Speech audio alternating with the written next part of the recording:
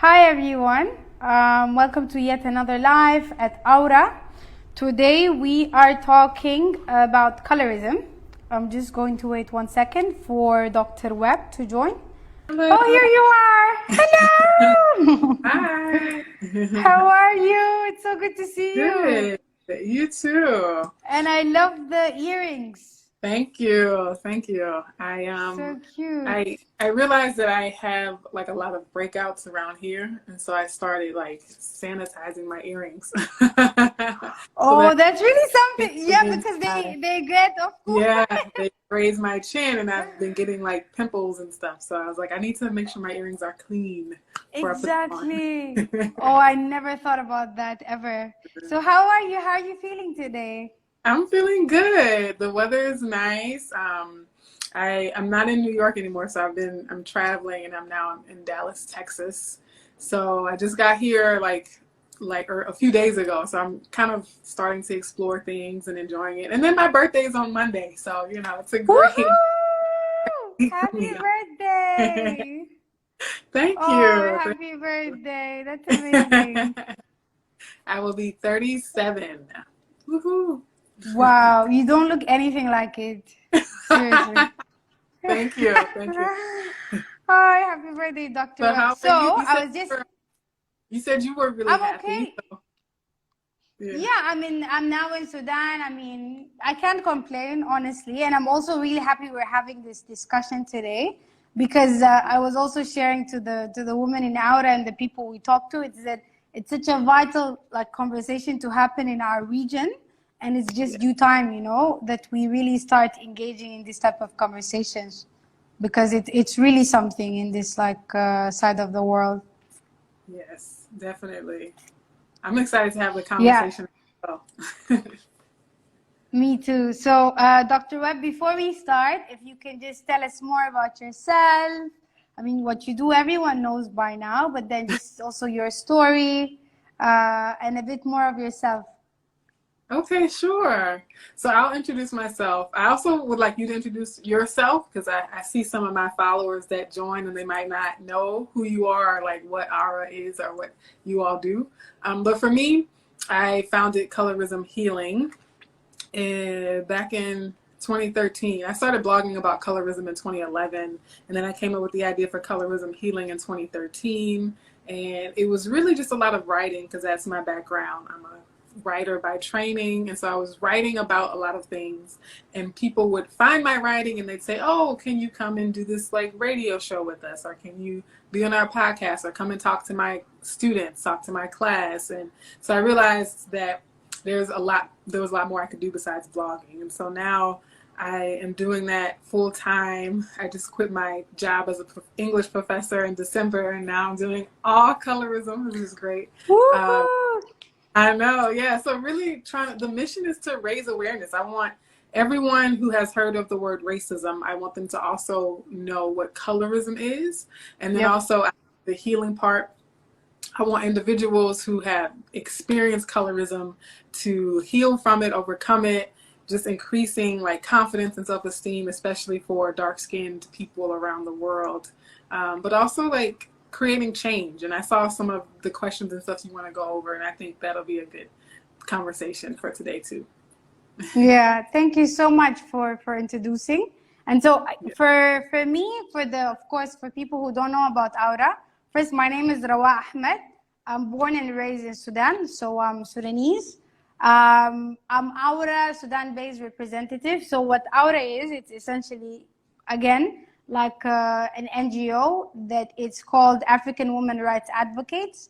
So the whole thing started when a bunch of women who are essentially survivors of different forms of traumas and gender-based violence, be it FGM, child marriage, or different forms of violence that we really experience here in the region, came together and wanted to have this approach to aid and to support and to advocacy that is very survivor-based. We are very sick and tired of this, outside approach, people telling us what to do without understanding context, people speaking on behalf of African women and Black women, and giving solutions without really experiencing the actual thing.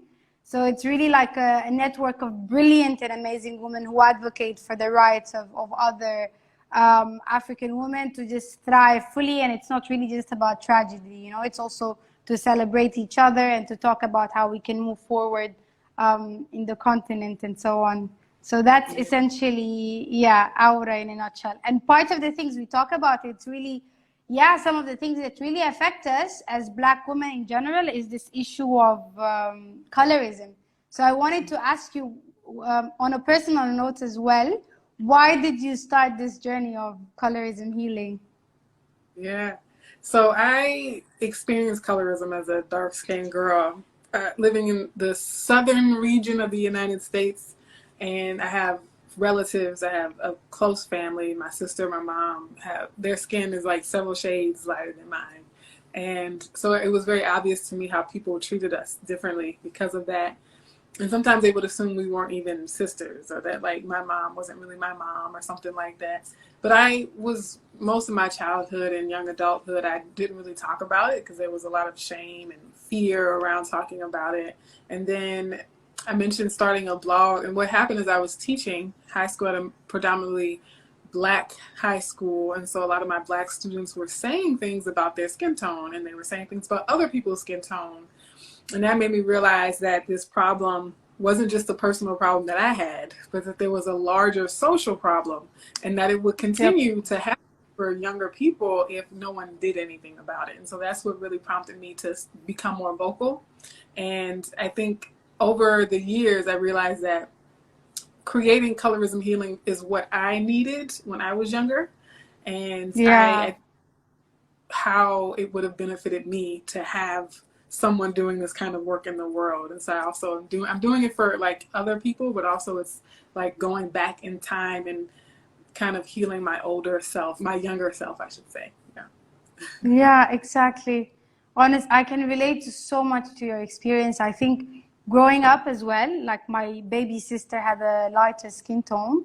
So I remember the comment was so prevalent that why are you darker? They don't ask why is she lighter. They ask why are you darker? And then the hair, she had like longer and softer hair. So it's like, but you don't have like longer and softer hair. So it's like really one of the things we suffer growing up, and they, from such a young age, they just integrate this idea or what, without even you realizing that this is colorism. You just grow up with that thought, and then we're going to talk, of course, more in depth about it, but it results in so much more damage than what is seen, or than just a childhood thing that you should get over. It really manifests. It's like a bigger culture, as you mentioned. So then maybe we can also define what is colorism to the people who don't know, and what is the difference between colorism and racism? Because are we being racist to our own selves and our own people, or there's a series of tools that can make us differentiate? Yeah. So colorism is not necessarily about what race you are. It's about the particular shade of your skin. And so I always start with the fact that people can be the same race, but have different skin tones. And so when we talk about racial discrimination, it's more so about your category, how you identify. And when we talk about color discrimination or colorism, it's mostly about what you actually look like. And again, there are people who are different races who look the same, and there are people who are the same who look very different. And I think your example with your sister and my example with my sister, I think when you're in the same family, it's the more obvious, right? Like we're the same race. We have the same mother and father. Like in my case, my dad was darker, my mom was lighter. And so sister came out lighter, looking, her skin tone was closer to my mom's and mine's closer to my dad's, but we have the same racial identity. And so people, when they treat us differently, they're not treating me differently because I'm Black and my sister's also Black, right? And so it's because my skin was dark and her skin was lighter than mine. And so I think when it comes to colorism, we definitely have internalized, like we've accepted the white standards, the European standards of beauty and worth and value. And so we do that to ourselves and to each other, but also it can happen across races, across racial groups. And so non-Black people can also have a preference for lighter skin and treat darker skinned people like second class individuals. No, for sure. And I think also jumping to this part of the world, when we talk about the African continent in general, it's a huge issue that we face. And like you said, it's not discriminating against another like race, it's within continent. It's within your own country. So then I was also reading this kind of like I'm not sure how accurate the number is. I wouldn't be shocked, but then they were referencing one organization that I think they did a research to map out how big is this phenomena of skin bleaching, but essentially that links, of course, to colorism.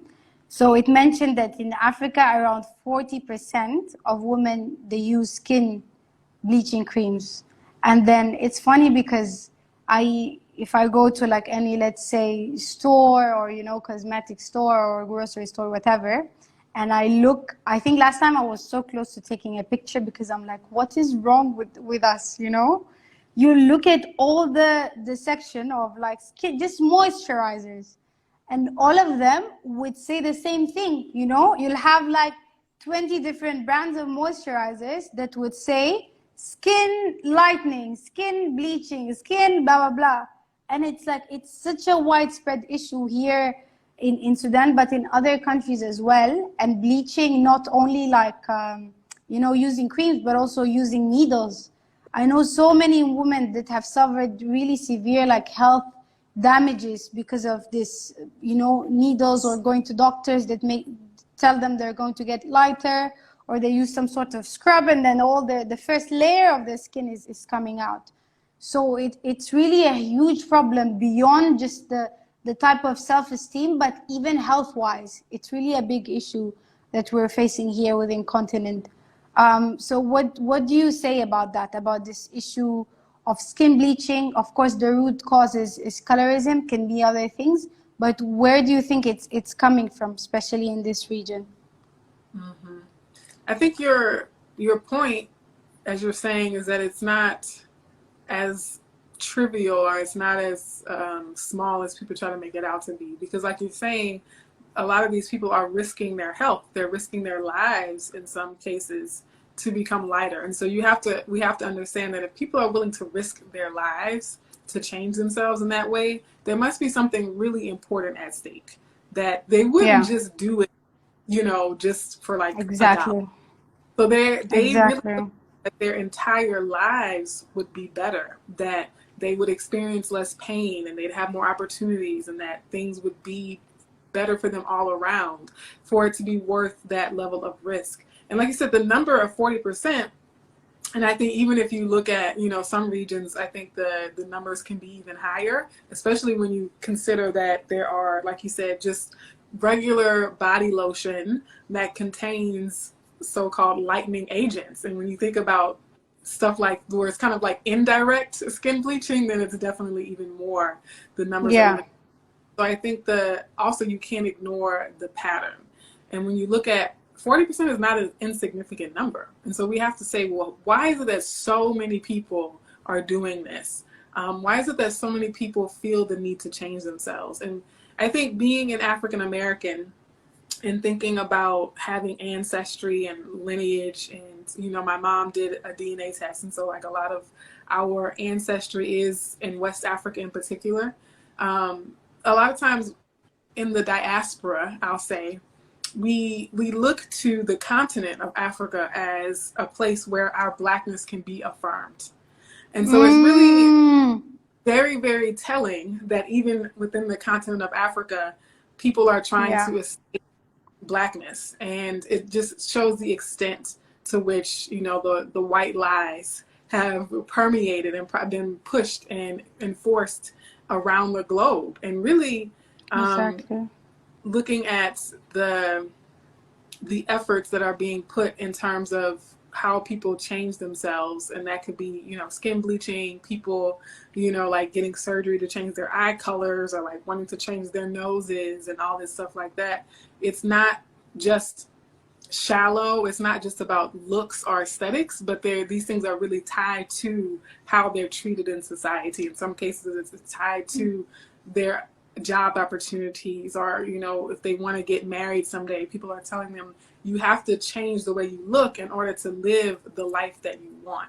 And so I think that's a narrative we Exactly. have to actively and forcefully push back against. Yeah, for sure.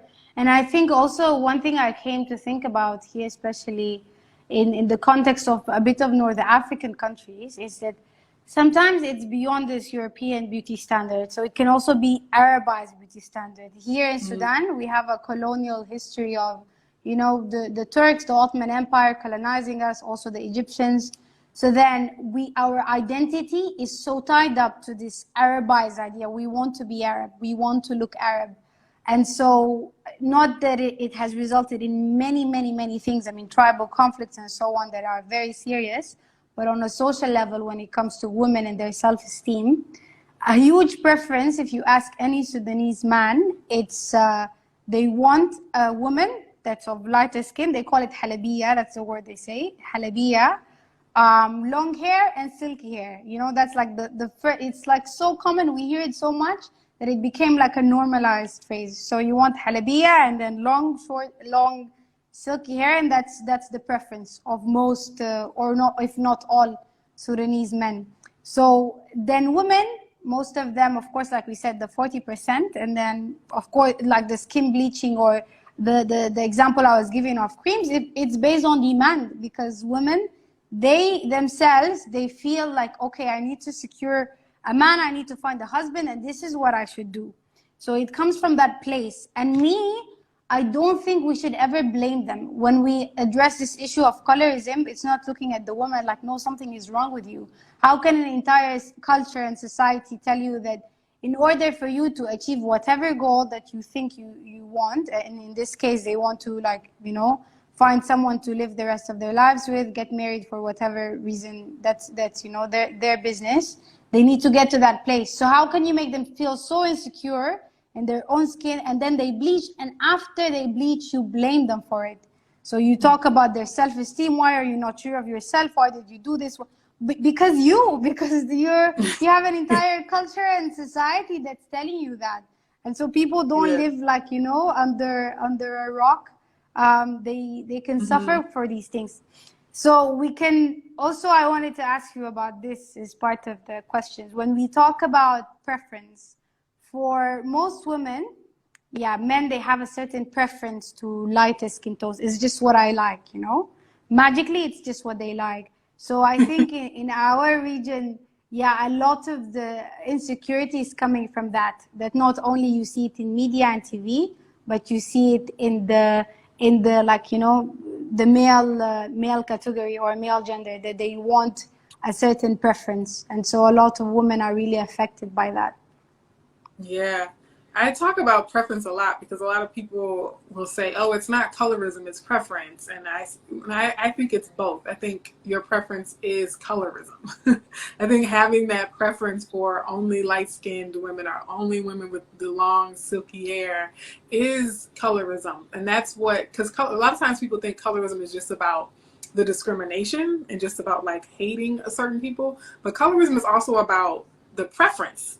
It is like elevating or privileging certain people over others. And so it's two sides of the coin. It's not just discriminating against darker skinned people. It's also privileging and preferring lighter skinned people. And so that is the other side of the colorism spectrum. And also I think it's the men themselves, like you said, a lot of the Sudanese men, they have to be willing to say, well, what does that say about me? What does that say about my mother and my daughter, if I have a daughter and she comes out my color? And so I don't think the men who claim to have these preferences have really done the self-reflection and thought critically about what they're saying, what they're perpetrating. Because if for example, an Arab person or a European person, or even just, I think, someone from outside of Sudan said, oh, well, you know, we don't like you because of your skin tone, to the men, they would be really offended by that. They would not appreciate people discriminating against them. And so then for them to justify discriminating against women, it's just a lack of critical thinking on their part. Yeah, for sure. And then also this fetish of having light-skinned babies, you know? You have to marry someone lighter. So it's like, it's so fetishized. We have to have mixed kids, you know? It's like you're literally going around to find someone lighter just for the the main purpose is to have a lighter skinned child. Yeah, it's definitely So a it's really fetish. something. Some people want to live through their children. And so I've heard people say, well, since I couldn't live that life, then I'll have a child who can basically fulfill my dreams. And then thinking too, there's a belief in different parts of the world that you're gonna make the race better. And so again, I talked about like trying to erase Black people from the face of the planet, basically. Yeah. And that by continuing to like have children with either non-Black people or white people or something like that, so that generations later they're all light-skinned with like straight hair and that sort of thing. And so it's definitely the internalized oppression that is making people do that. Exactly. No, that's true. I think and for me also, when I think about these things, exactly, part of it is really internalized. A lot of the colorism that happens outside, and also a lot of the racism that happens outside the country that people have seen and experienced. And like you said, the inaccess to resources, the structural discrimination. So yeah, maybe parts of it also links to this fear of you thinking the Blackness is the most or the cause of all these things. So then you want to divert as far from that. But yeah, it's important to have like self-awareness and consciousness specifically in that part, because yeah, where really are these thoughts coming from? Exactly like you said. And I think you saying that the belief is that Blackness is the cause of all these things. And I wrote a poem about this when I was a child. And Blackness is not the cause of oppression. People's hatred, oppression is the cause of oppression, right? It's not, your Blackness is not the problem. The social systems that tell you it is a problem are the problem. The society, the way it's set up, the way it's structured, the patriarchy, the racism, like those things are the problem. And so it's like if you have shackles on your feet, and then again thinking about the international slave trade that happened, and that was a big source of diaspora. The shackles, the chains are the problem. Your feet are not the problem. Your feet might have shackles on them, but your feet are not the problem. The shackles on your feet are the problem. And so I think if we hate our feet instead of hating the shackles, then we do things to destroy ourselves rather than free ourselves. Yeah. Exactly. Exactly. You couldn't have said it better, honestly. Exactly. It's oppression that is the cause of oppression. Exactly, even the wording that we use, and I just noticed, it's not saying that you think Blackness is the problem. The system of oppression itself, and it's not like you can escape it. There is no way you can escape it. If you try, let's say here in Sudan or in any other country, to have this experience or have this type of thinking that you are as less African, or that you want to dissociate in the way like you talk, or to marry a lighter woman, just to deassociate from that, it's not going to escape you, because the systems are still there, and as long as they're there, you are part of, you're going to be like subjected to this oppression, no matter how far you try to run away. And the biggest example, like you said, is that here within continent, a lot, giving just the example of Tehran because it's the closest I know, we try to adopt this Arab culture, and we want to be Arabized so much. We change our discourse, our curriculum, we forget about our indigenous languages, and then we just want to be so Arab, and we deny, and we say, okay, we're Arabs. But the moment you step land to any Arab country, they will treat you're not one of them. You're simply not one of them. So yeah, like you mentioned, oppression is the cause of oppression. It's not about you, and it's not about Blackness. Blackness has never been a cause, exactly like you mentioned. And then in the article, I was also in this bleaching article, they were referencing that some of these countries, I think Rwanda, Zimbabwe, not Zimbabwe, I think it was Tanzania, South Sudan, some of these countries in continent, they have put a ban to bleaching creams. So they have it within their policy that they banned it. But then I was just thinking, is that really a solution to colorism? Because again, there would be ways that people are able to get nothing that was ever criminalized or like made illegal, people couldn't access. So I was thinking, is that like the way for a solution, or do we need to do more and push more? I just wanted to get your inputs on that as well. Yeah, I think it's one part of the solution. I think that it's a good thing that they banned them, but I think that alone is definitely not going to solve the problem. One, because it doesn't address the reason people want bleaching creams in the first place, right? So just banning the thing that people use to try to solve what they perceive as a problem is not getting to the root of it. And so I think countries, but also whether it's an organization or it could be families, individuals, like all levels of society also need to look at the messaging that they put forth, right? And so yeah, thinking about even at the government level, even at the national level, like what are you holding up as the standard? What are you holding up as valuable? What are you holding up as worthy? Is it, Arabic culture? Or is it like French culture? Is it Dutch? Is it, British culture? Or are you really like promoting and showing and proving that you value the local indigenous Black cultures?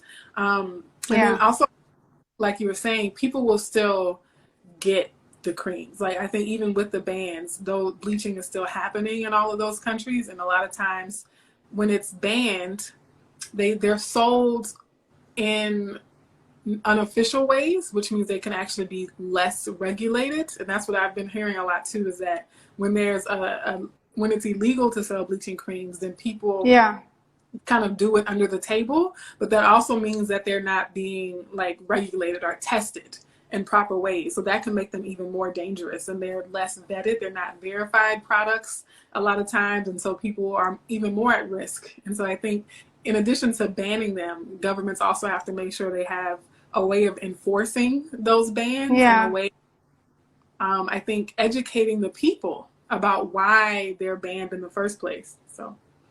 Exactly. And that's why you need all these initiatives going on, and this like complete, like huge collective and social dialogue on why do we suffer from this in the first place? Why do we have so much bleaching creams within continent? Why is this a business that exists, and why is it so successful in the first place? Another thing I noticed, I mean, this is all over, but also because of course capitalism is capitalism, you'll always find people that benefit from any insecurity, especially the ones that are brought by the colonizers. So one major thing as well is the hair relaxers. Having hair relaxers for kids from such a young age, the mother will burn the hair is straight, you grow up continuing the relaxing, and even me, like just being honest for the sake of the honesty, I had such nice curly hair, and I ended up ruining it because I don't know how. I thought I was self-conscious, but I kept straightening it because I thought it looks better straightened. So just to have, and I had an open, kind of heart to heart with myself, where is this coming from and so on. But I still keep doing it. So some of these things that we really need to look at a very deep level. But also some of the comments I see, like let's say with skin bleaching creams or brightening creams, some people would say, no, because it's just the sun, I have so much discoloration and I need to kind of have an even skin tone. So that's like what part of, not the excuse, but whatever their justification is. Or even with the hair, no, it's just that I've gotten so used to straight hair, and curly hair is harder to manage. That's just what I like, it looks good on me. So all these justifications we kind of give ourselves, as to avoid this deep, very deep discussion within ourselves about insecurity and where it's coming from. How do we establish that? And what do you think of these justifications? Oh, wow. Thank you so much for your transparency. I really appreciate that. And you're right. It is hard. It's deep. It's painful. It could be triggering. It can be traumatic to go there. So like you said, I have compassion for all the people who just are like, look, I'm just going to keep my blinders on and I'm not going to think about it. Like I feel you. But so I'm kind of speaking to anyone who kind of wants to go there. And I think if you're watching this live, or if you're, if you discover this page or anything like that, you probably are at least hoping or looking to do some of this work. And so I'm speaking to people who are inclined to do it anyway. And I think the first thing is, like you said, that courage, that the courage to go there. And I think you get, like for me, you get to a point where you're tired. It's really exhausting to always have to like hide or like twist yourself and try to fit into a box. You get tired sometimes. And I think when you get to the point where you're so tired of, trying to conform, then you will find the courage to reflect on what's going on. Like, why do I feel so much pressure? Why do I feel so much anxiety about the way I was born, about the way that my hair naturally grows out of my scalp? And I tell you, exactly.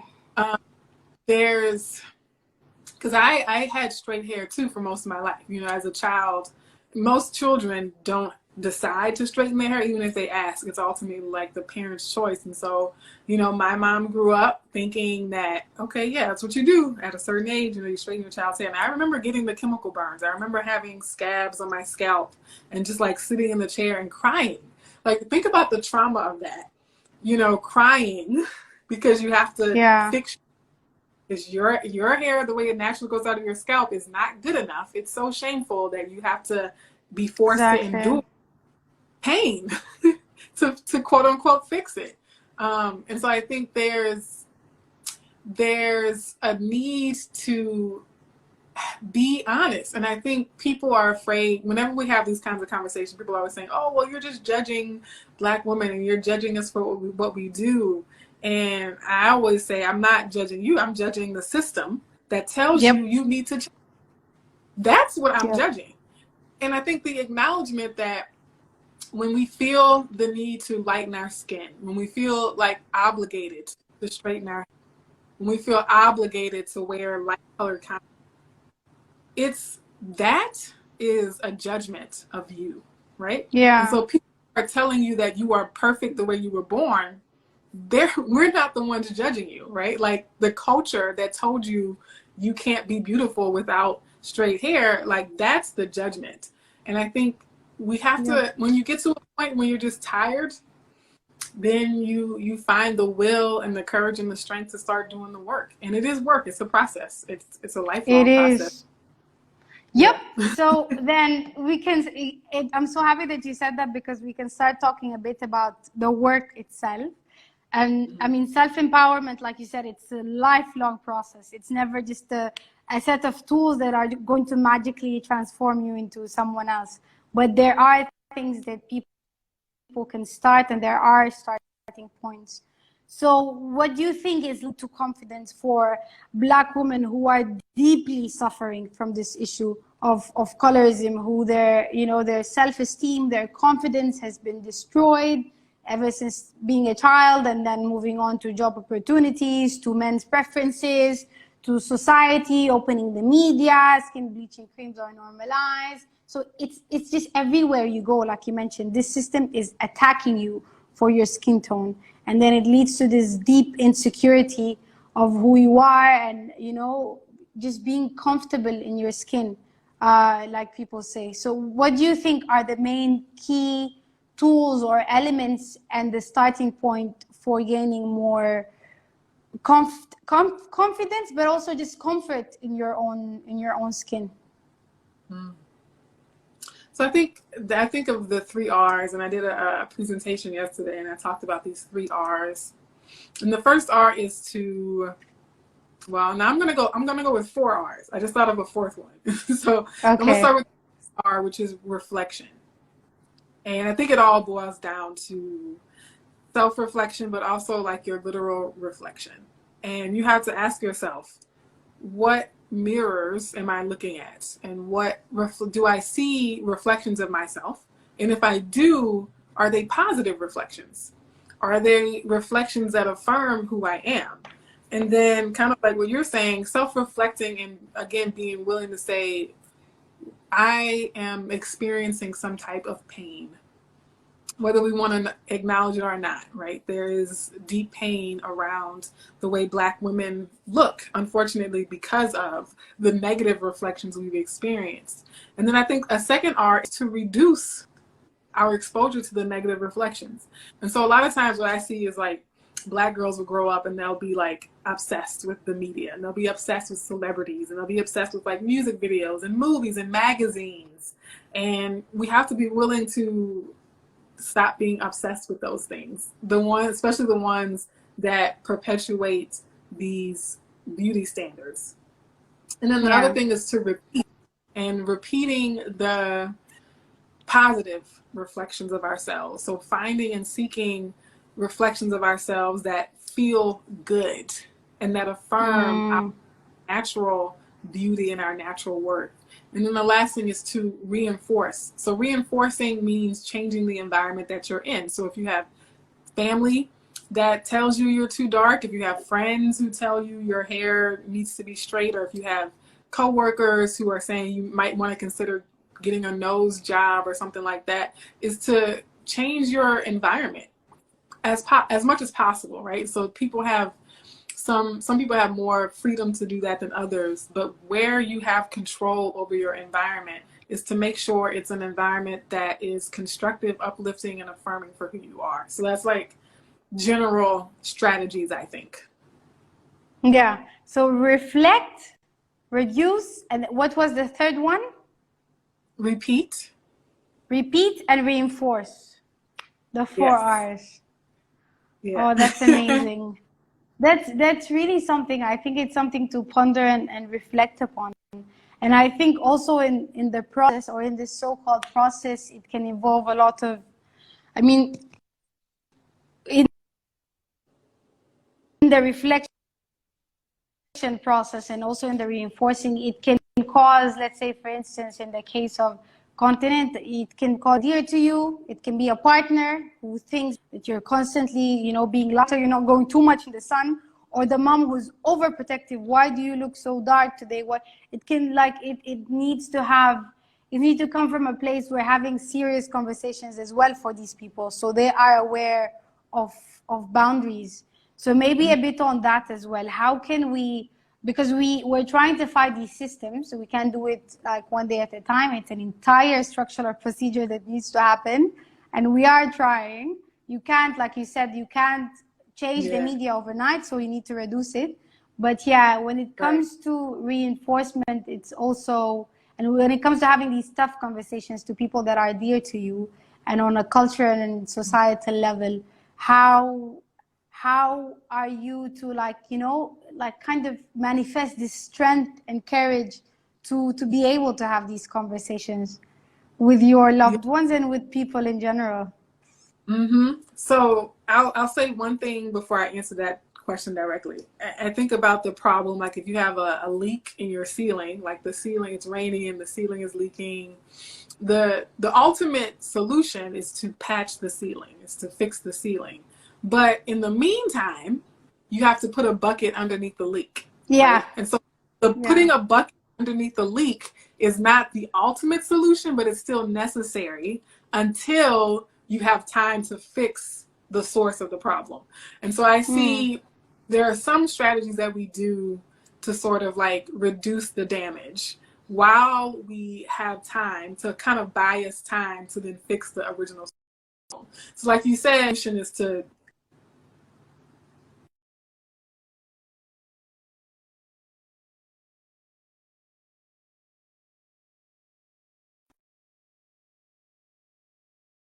or recreate other opportunities for ourselves while we're working to change the media, working to change the.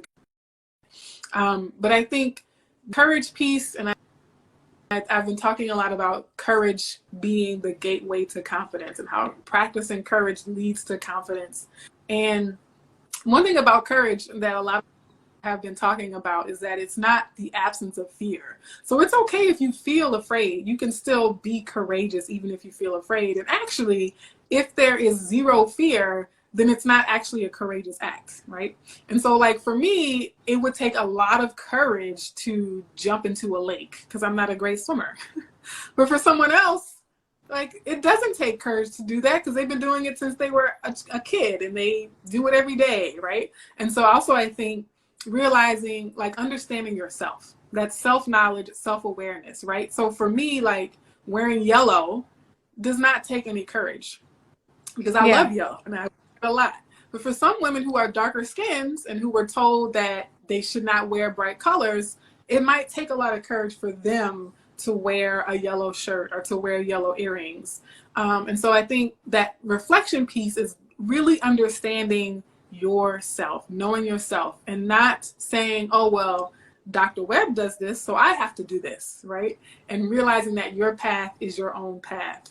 And then I think a second thing is to exercise courage every day. So just like if you're trying to learn a new language, if you're trying to learn math, if you're trying to study history, you have to expose yourselves more and more to this stuff, this skill. Or if you're trying to become a better swimmer, for example, or if you're trying to learn how to play soccer, you have to actually practice courage. And so if you think about courage as a skill, not as an inherent trait that you're just born with, it's a skill. It's like a muscle. You can develop it. You can get better at it over time. And so I tell people to start small. Start with like the smallest acts of courage that you can think of. And, you know, again, a small act of courage for me might be a big act of courage for someone else.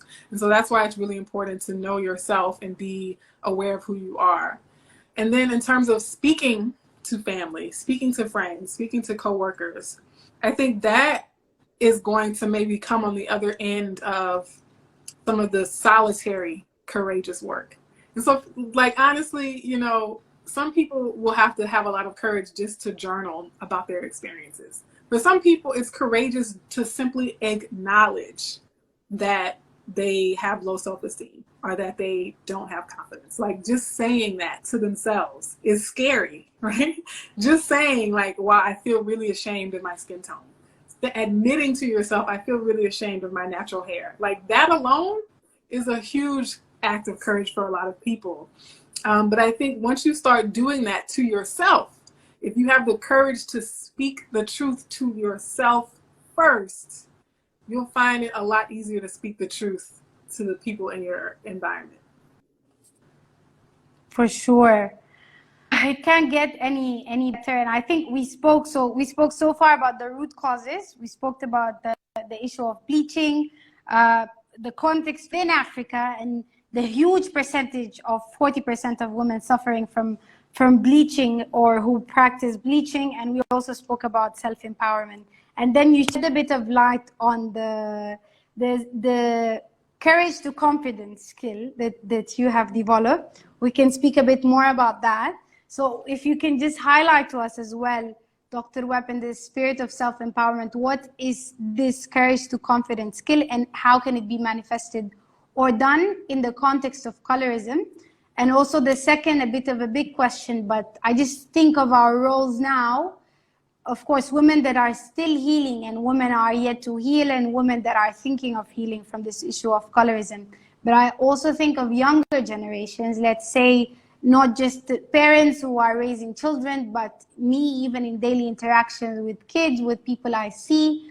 I also see this thing and you know, as a simple, innocent comments on skin tones, I'm not pretty enough, or oh, look, she's so dark, and these things that I try to counter, and I try to have conversations with these kids. But what do you think is the strategy? How can we talk to children in a way that they grow up fully loving their skin tones, that they grow up also with the acknowledgement and with the know-how that there are systems that are going to make them or try to make them hate themselves and their skin tones, but you have to fight through that and you have to push against that as much as you can. Yeah. So my initial response, I think my first step is one that people don't often like to hear. So I'm just going to preface this. The actions speak louder than words. I'll say that. Actions speak louder than words. Yep.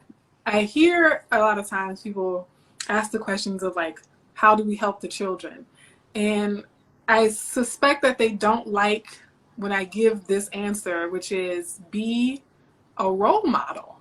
Show them not always about telling children to love themselves. We have to show them what that looks like. And so it actually comes full circle, because if we as the adults don't understand self-love, then we can't teach it to children.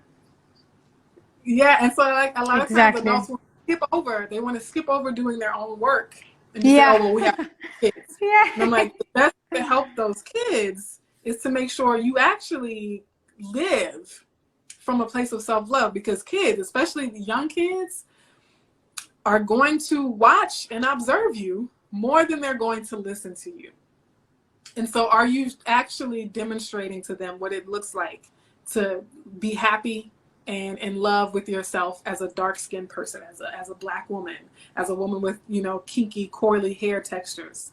And then I think once we have that under our belts and we're ready to have more direct conversations with children, I think a lot of times people are afraid that we're going to put these things in kids' minds. And I say that's not what's happening. Like, the world is going to do that, right? The world is already influencing them. So you having that conversation Yeah. is actually giving them the tool to process what they're already seeing.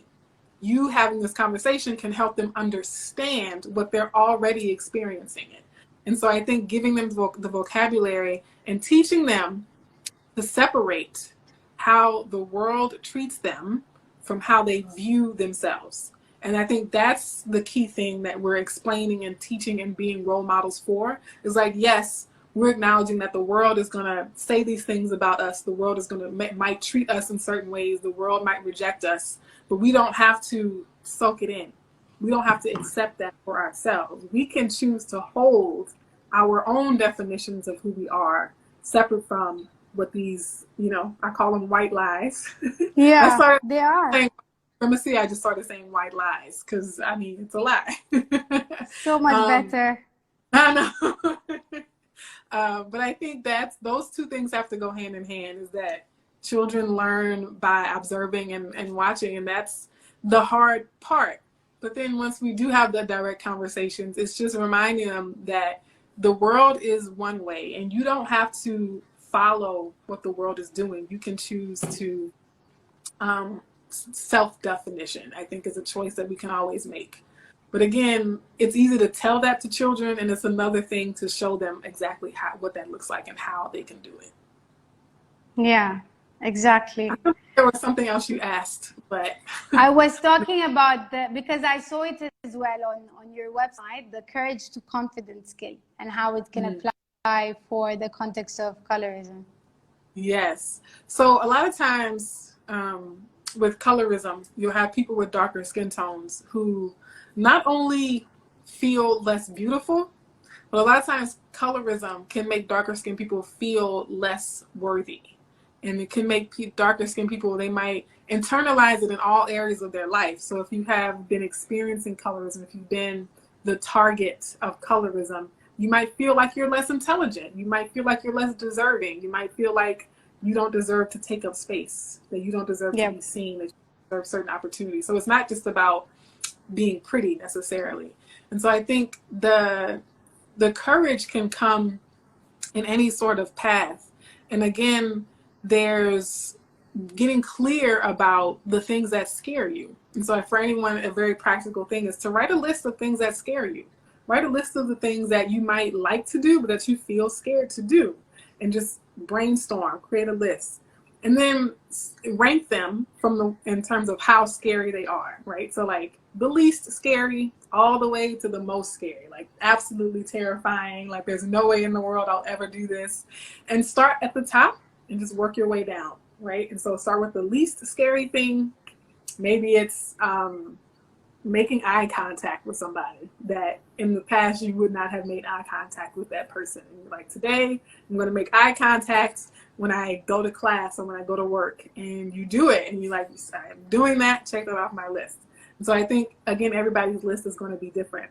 And confidence comes as a result of practice. And so when we think about, if I use this, I said I'm not a really great swimmer. And so I'm not confident about swimming. But if I practice swimming, I will become confident. And so again, I think a lot of times we say, oh, you're so confident. And we think people are born that way. we think those people are naturally confident. That's just who they are. And since I'm not confident, it's just not who I am. And no, confidence is not an inherent trait. Like my nose is something I was born with. My confidence is something I developed. And anybody develop confidence. Anybody can learn and practice becoming more confident. And in the context of colorism, exactly, it is practice. It can start by, let's say, having this fear of the sun. Oh my God, I'm going out to the sun, I'm going to get burnt. And then one day you just go and you don't care about whether I'm one shade darker or 2 shades darker or whatever. So this skill of courage, or building the skill up to courage for confidence, it can really also be in this context of fighting colorism. And also just reflecting on the 4 R's you mentioned, Dr. Webb, and especially on the first R, that is reflection. I think one important part is also giving ourselves grace and not judging ourselves for whatever we felt during that time, whatever was enforced in our head because of outside systems, not judging ourselves so hard because we lack self-esteem in certain areas, because, let's say, growing up, things happen during your childhood and led you to not feel comfortable in your skin. Forgiving ourselves, even women who use the skin bleaching creams, who have had health issues from it, who have, let's say, burned their hair because of all these chemicals and all these things. It's not to judge yourself, why am I like this, or to judge other women that are doing it, but to just give yourself grace and forgiveness and come into this reflection without judgment, but really also the roof leak in the first place as you're putting the bucket, you know, like, why is the roof leaking? It's not you that's making it leak. It's, you know, all these systems that have cracked it open for it to leak. So just giving ourselves grace, I think it's so important as well. Absolutely. And the self-forgiveness piece is not, you're not forgiving yourself because you are the problem, right? But I think that's why it's scary for people to do the self-reflection, because that judgment is going to come up, right? It's like, if I reflect, then I'm going to feel guilty about what I've done. Or if I reflect, then I'm going to feel ashamed that I felt ashamed. And it becomes this like vicious cycle. Like, I felt ashamed of how, and now I feel ashamed that I felt ashamed, and I feel even more blame and shame about that. And so breaking out of that cycle and saying, it's not about me. I am responding to a very real condition, a very real circumstance, right? I'm responding to my circumstances, and I didn't recognize that I had power. A lot of times we underestimate how powerful we really are. And when we try to change ourselves, we're actually diminishing our power. We actually reduce our power when we're using our energy to change who we are. And I think people will be pleasantly surprised that once you start to accept more of yourself, it frees up your energy to be used in other ways, right? And so you become more and more powerful, the less you kind of waste your energy on trying to constantly shapeshift and change to fit someone else's state. But yeah, it's, and then I think too, acknowledgement and admitting is the first way to come out of that shame. So if you're trying to hide that you felt that way, trying to hide that you were hurt, if you try to deny, like, oh, I've never dealt with insecurities ever, then it actually prevents you from healing, right? It prevents you from escaping that loop of shame. And so being forthright, kind of like, you know, you and I just shared about like straightening our hair in the past and things like that, is like being able to admit that frees you to start your healing process. Exactly, for sure. And then as we're coming to a wrap up, Dr. Webb, I wanted to ask you the last question. And this is something, of course, it takes courses and ages for it to be accomplished, but just for also all what we've discussed so far, what would be your piece of advice or starting point for women who have not just, you know, faced colorism and have been affected by it through self-esteem, but like you said, in different aspects of their lives, feeling small, feeling that they're not able to accomplish anything, feeling uncomfortable in spaces where, let's say, they feel like their skin tone is very seen and it's very obvious. Like you mentioned, not being able to wear a certain color because you think that you're not going to look pretty or it's going to make you a bit more darker. So women who have essentially really like lived and experienced their entire life suffering from colorism, what would be your piece of advice to them? I think relying more on yourself and focusing on developing that relationship with you.